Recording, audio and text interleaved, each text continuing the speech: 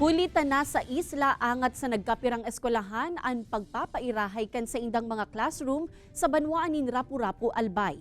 Dipisil kaya ang pagbiyahe kan mga kargamento pasiring sa nasambit na lugar urog na ang mga construction materials.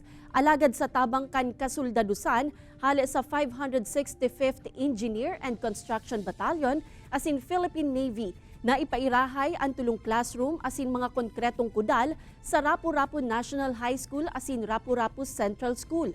Kasabay kaini nagtauman nin donasyong libro ang sarong universidad hali sa Taguig kaibanan ang iba pang organisasyon. Labi-labi man ang pasasalamat kan mga nabenepisyarang eskwelahan. Masaya po kami. Lahat na nandito sa ngayon. Kami po ay sobrang nagpapasalamat sa inyo at kami ay maligayang-maligaya. Is as the unit continue to build and unite with integrity, leadership, and discipline towards excellence and resiliency.